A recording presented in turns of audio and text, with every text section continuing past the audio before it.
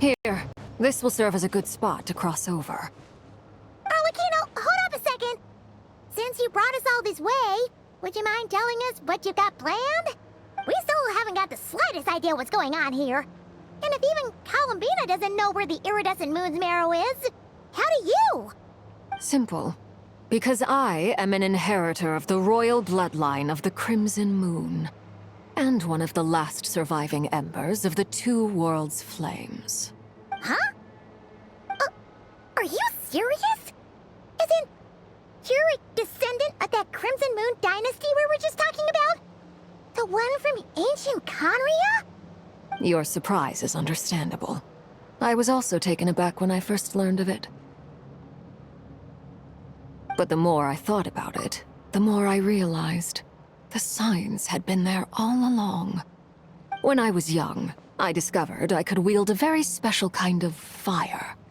It coursed like blood through my veins and smoldered away inside my nerves. What's more, whenever I experienced strong bursts of emotion or drew too deeply on this power, it was like some kind of presence within the fire would begin to gnaw away at me, consuming me from the inside out. Exactly. That is why my hands are like this, too. At first, I saw it only as a curse, but once I became a harbinger, the jester apprised me of the truth. Together with my own investigations over the past few years, there are several things that I have gradually come to understand. For instance, take the so-called Crimson Moon. In truth, it is nothing more than the shattered remnants of the iridescent moon, fused with the abyss to prolong its lifespan. Since this blood flame was bestowed upon me by the Crimson Moon, it is a fusion of the iridescent moon's former power and the corruption of the abyss. You all understand the nature of the abyss well enough. I draw upon its power, and in return, it hungers for my soul. This strange blackness is the mark of corruption it has left behind. If I recall correctly, you once told me that if the corruption ever made it to your heart, you'd become a completely different person. Yes, and that's the reason I'm always careful not to push my power too far. It's essentially a never-ending tug-of-war. Whew. Sounds intense. Anyway, the rest of my story can wait. Is there anything else about the Crimson Moon or the iridescent moon that you're unclear about? Paimon has a question.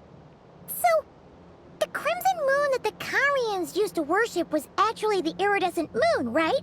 Which was one of the three moon sisters. Does that mean that the Carians were to the Crimson Moon as the Frost Moon Scions are to the Frost Moon? So much of that history has been lost. We have no way of knowing exactly what they were like. But I would suspect that the Conrians weren't as devout in their moon worship as it might appear. The iridescent moon's remains simply served as their link to the abyss. Later on, perhaps someone discovered a way to make direct contact with the abyss. Or maybe there was some kind of ideological divide. Either way, a dissenting faction staged a coup and drove out the royal heirs of the Crimson Moon dynasty. Still, even with the dark sun looming high overhead, the Crimson Moon's glow never truly faded. If you want living proof, it's standing right before you. The first time we met, I sensed something familiar in your presence. When I looked at you, I felt I could see that mysterious red moon in the corner of my eye. In your flames, I saw its broken image, surrounded by a strange black aura. Well, I appreciate that you kept it to yourself. Much about the Crimson Moon is still a mystery, and I'd prefer not to end up as the object of an insane research project. Anyway, time is against us here, so if there's any other questions, they'll have to wait. I just want to make sure I've got one thing straight. In her letters, Sandrone mentioned that since you are unable to contain the iridescent moon's marrow yourself, you intend to leave it in my custody, correct? That's right. For now, it's the only way I can pay you back for your help. The iridescent moon is already part of who you are, so with its marrow in your possession, you'll be even more powerful than before. Deal. Then let's get started. started. What does this place have to do with the Crimson Moon? When I first became a Harbinger, the Jester gave me a book called Harry, also known as Leobranto Inamorato. You should be able to buy a copy next time you're in Fontaine. It's a love story set in the Crimson Moon era.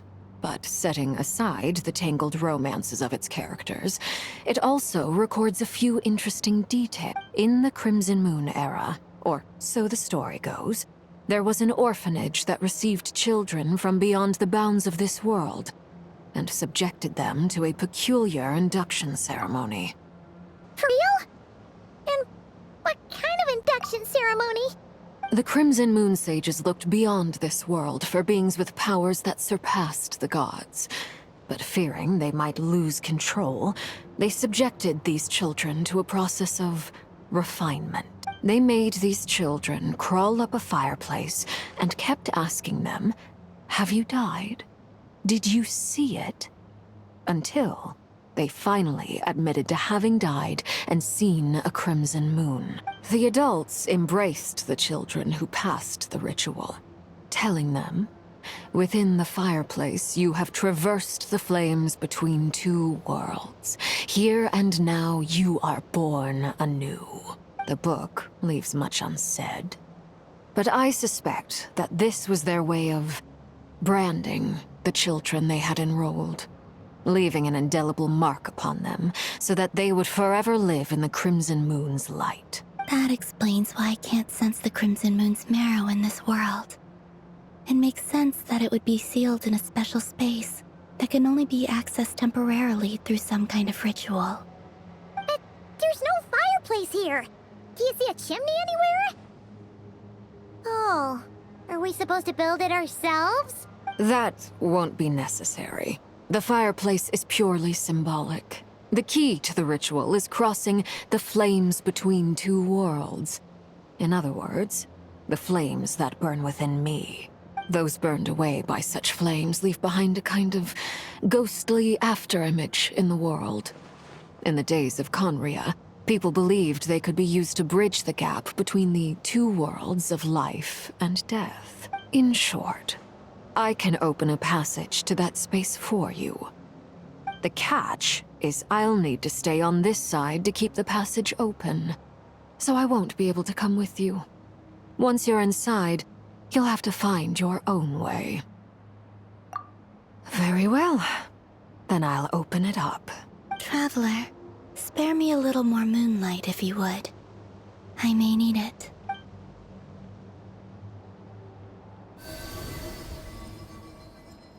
Thank you. I feel like I've recovered some of my strength now. It should be enough to move us across short distances and confront whatever dangers might await.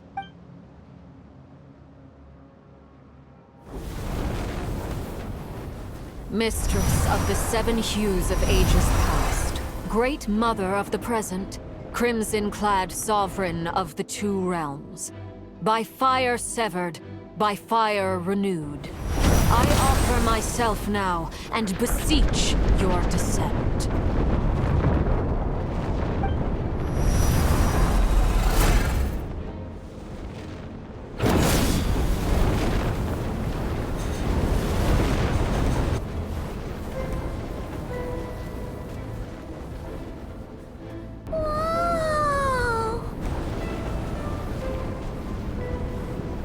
One word of advice.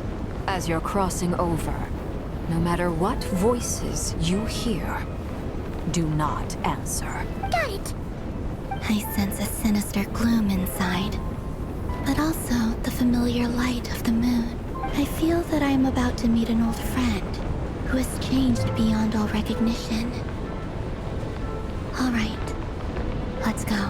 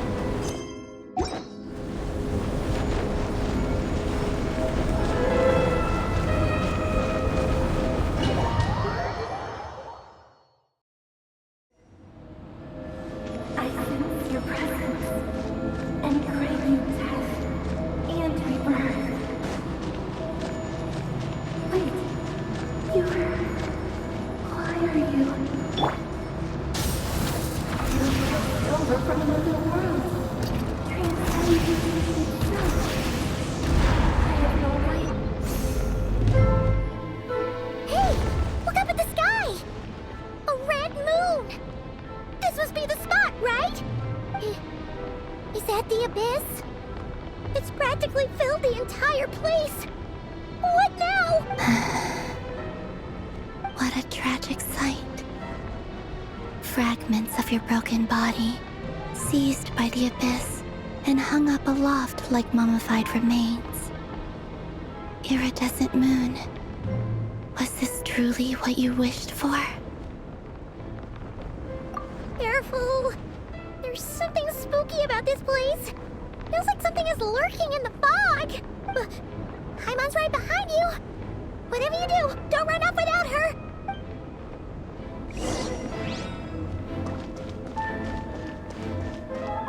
By the way, Columbina, didn't you tell us that the iridescent moon had shattered into pieces? The moon up there looks pretty whole to Paimon. How is that possible?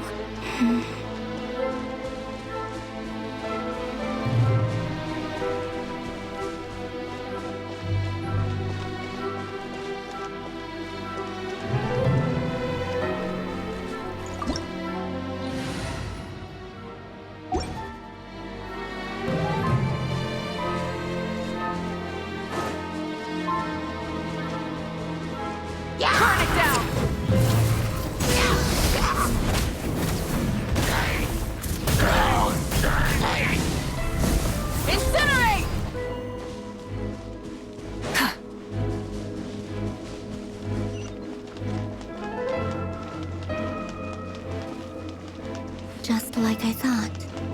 It was only a facade.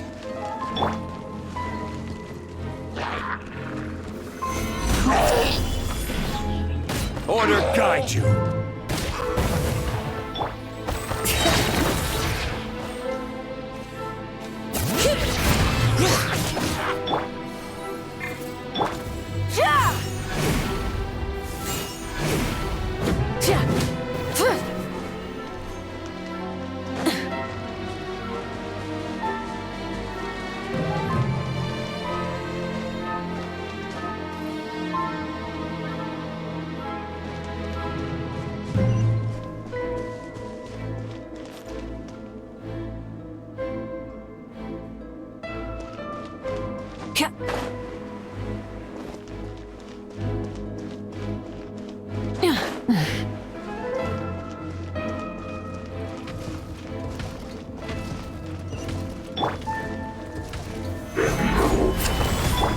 Bring it! Rise with the sun! Silence!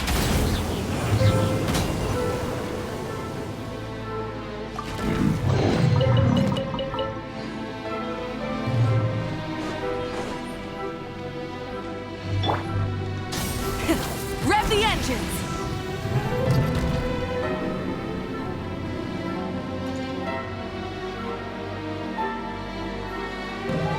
Huh? Huh? For real? That's way too high! There's no way we'll be able to reach it! No. I'm not sensing anything up there. It's coming from under the mountain. Let's see... Ah! There's some kind of weird shadow over the water! Wait, see that? Looks like a mechanism of some sort. Let's check it out!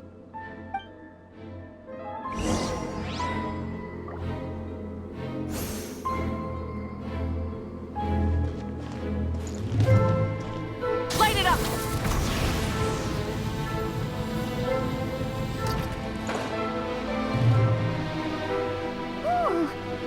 Looks like a device from the time of Kalia. Maybe people once came here to study the Crimson Moon's domain, and they left this behind. Oh, if we can activate it, we might find some clues. Settle down.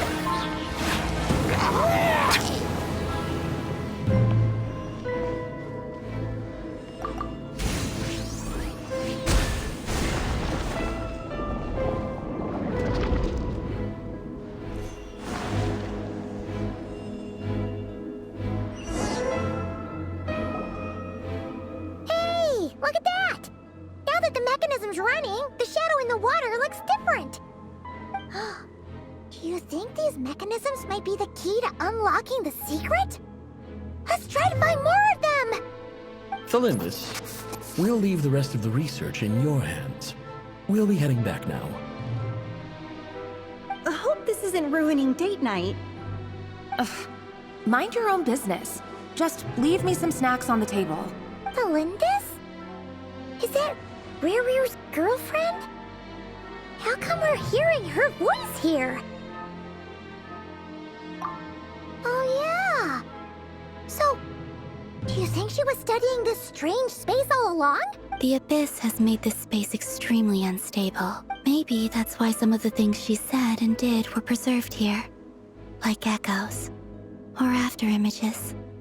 Whenever I see this view, it takes me back to a poem from my childhood.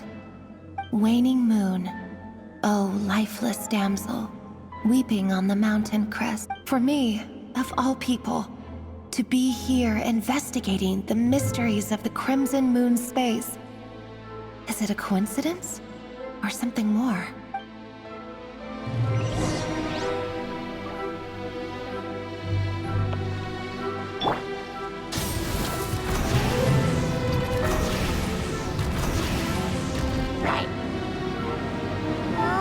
Looks like the Abyss has messed up this mechanism.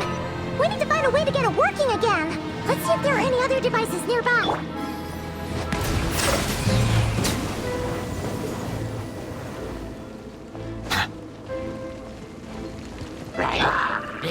Try and stop me!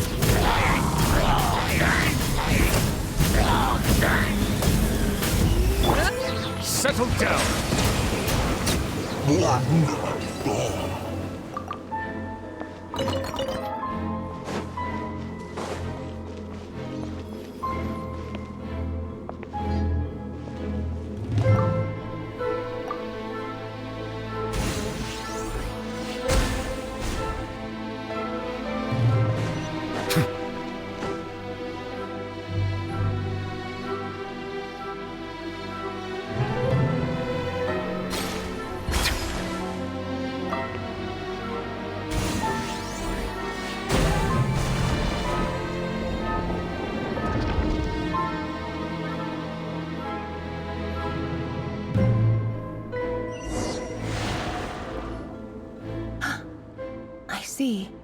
So the moon marrow, or rather the power of the 3 moons, is the key to unlocking...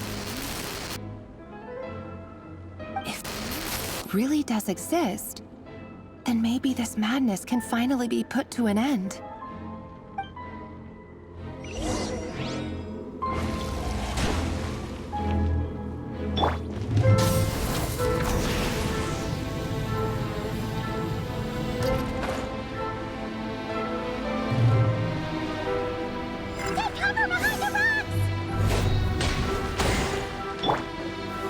Stabilize!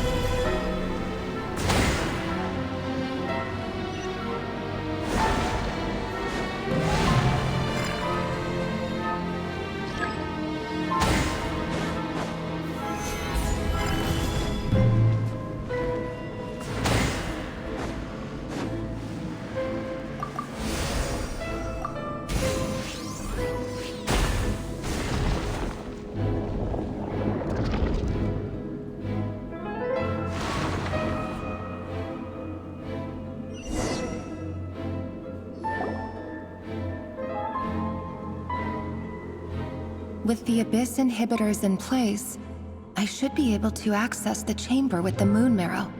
Oh, Rerir, with every step you take, you're drifting further from what you truly desire.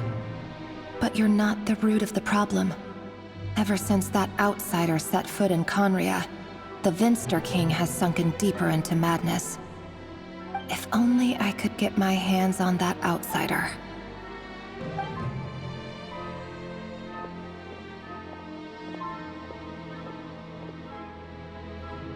Hey look! The moon's reflection is back to normal!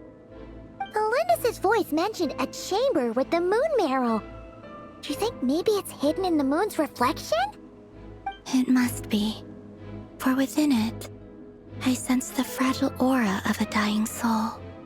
Then there's no time to lose! Let's go!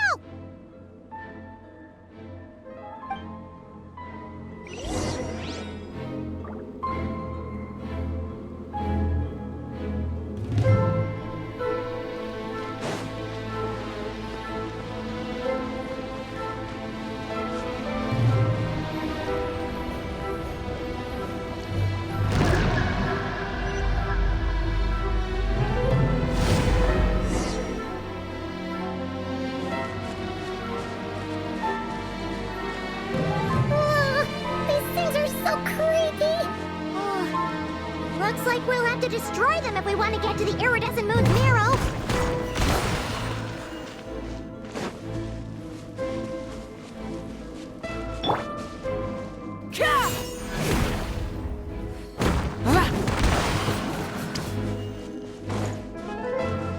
That must be the iridescent moon's marrow. Oh, but we'll need to destroy these things before we can reach it.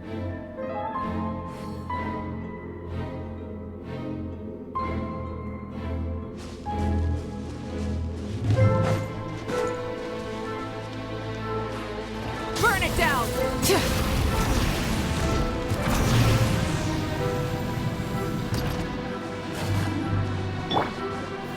Gather!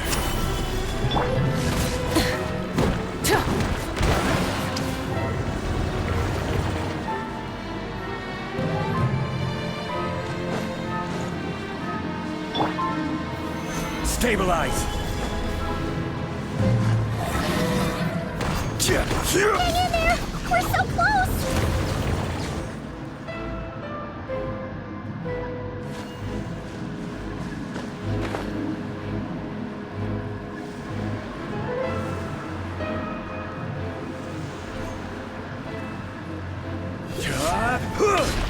Rise!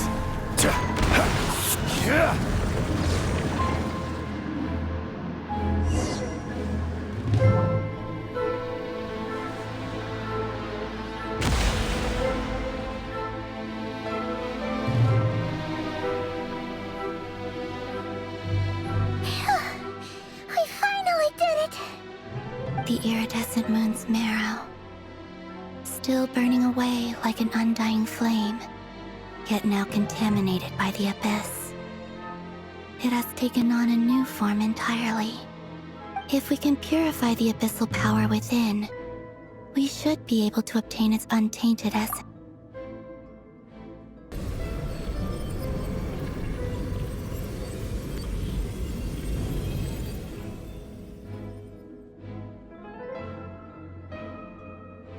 It's so cold.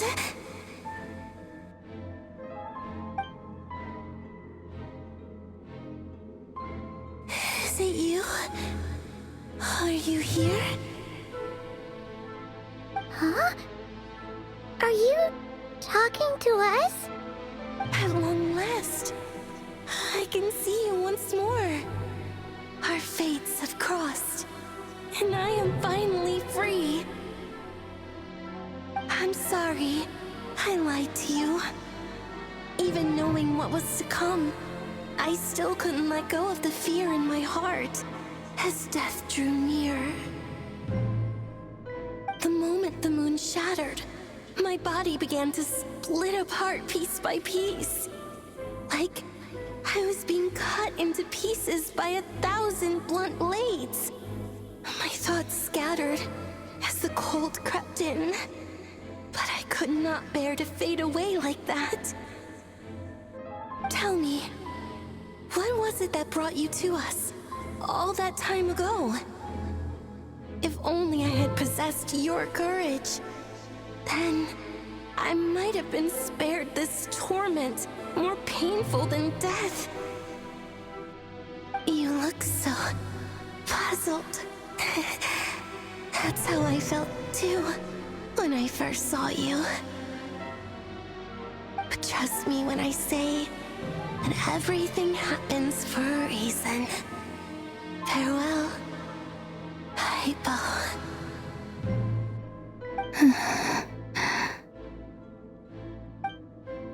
What was that all about?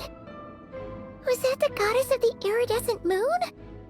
Oh, it sounded like she was speaking to a long-lost friend. But none of us have ever met her before, right? Perhaps. She took me for the goddess of the frost moon she once knew. For a fading soul like hers, our auras must be too similar to tell apart.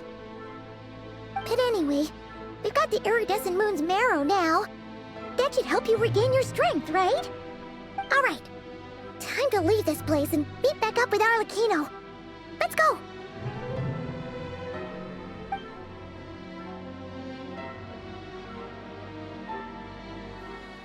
That's odd. when we came in.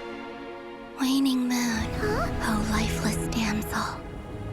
Oh.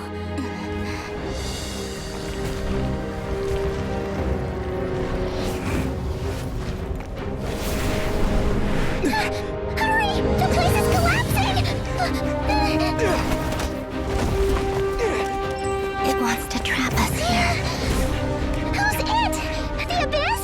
Now we've taken the moon marrow. All that's left here is a dark will. It will show us no mercy.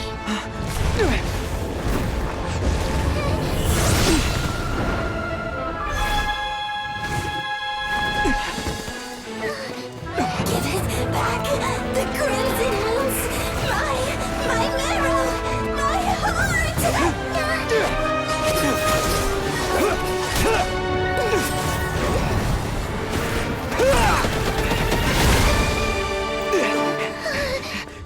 Finally! Huh? Oh no! The exit's blocked! They're back! Now what do we do? This is where you fall. Witness my rise. Hey, it's... What are you waiting for?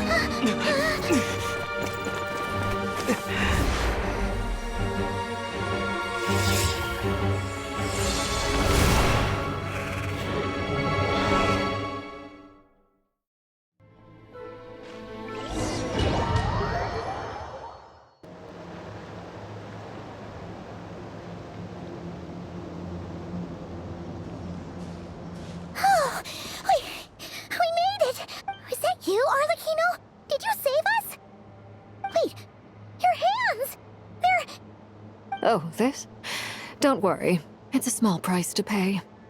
The Abyss wanted to trap you inside, and I defied its will by bringing you out. No wonder it's a little angry. No. I have paid the price, albeit a small one, and it cannot be undone. My hands have already fused with the Abyss.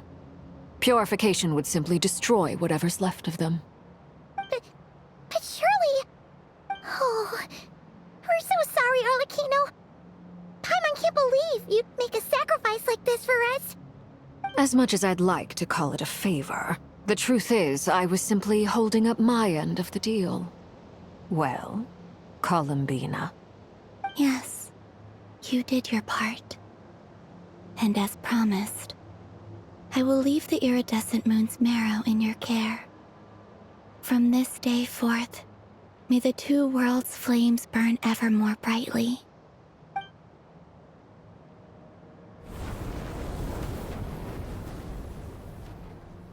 I'll take that as a blessing. Now, Columbina, give me your hand. Accept this moonlight I offer in return.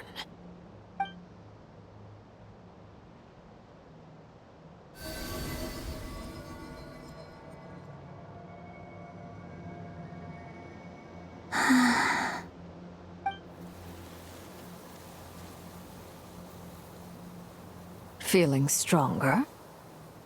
Hey, Columbina, are you okay? I'm fine. Our powers are a little at odds, that's all. By the Frost Moon's authority alone, wielding the power of the other moons was always going to be a stretch. Still, I think it's fair to say that your strength has returned. At least to the level it was at as Third Harbinger. It's still not enough. There's no way I can hope to challenge Rayrier like this. Just one more ray of moonlight, if you would. It's okay. I can take it.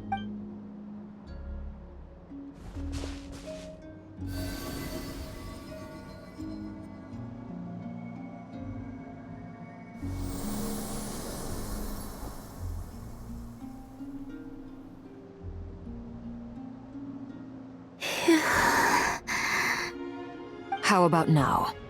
Fighting fit? At the very least, I won't have to stay hidden like before. I want to see him gone from Not Cry. The Ray here of Solnari and his wild hunt must be sent back where they belong. Well, it's good to have something to aim for. You certainly seem more alive now than you did earlier. When I first met you, you didn't strike me as a ray of moonlight. More like a wisp of fog drifting in from who knows where, ready to scatter at the first sign of a breeze. But now, you're full of vitality, just like the frost moon, once the brightest of them all. May you keep shining, Columbina. This is who you are. Thank you. Look after yourself too, Arlecchino. I know you have plans of your own, and that's why you're always seeking to grow stronger. But whatever you're after, don't let the Abyss take a hold of you. I do not wish to see you go down the same path as Revier. I appreciate the concern, Columbina. Although perhaps it's time you took a new name. A new name? Kutar, the Moon Maiden, Columbina. They're nothing more than code names. They describe who she is and the roles she's played, but they're not her real name. We often use code names in the House of the Hearth, too. But it's knowing your real name that keeps you grounded. Up till now, you've been living a wandering life, so you've probably never really cared. All I'll say is this. Once you've defeated Revier, give it some thought. All right, that's it from me.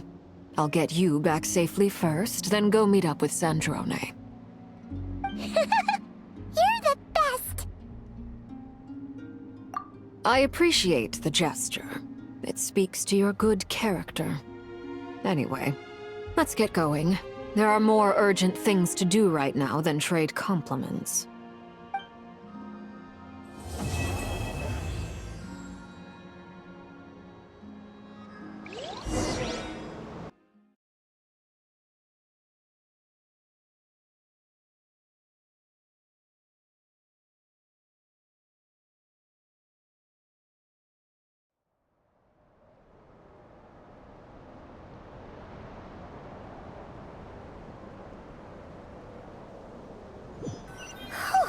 It was a close call, but we got the iridescent moon's marrow and restored Columbina's strength, and that's all that matters.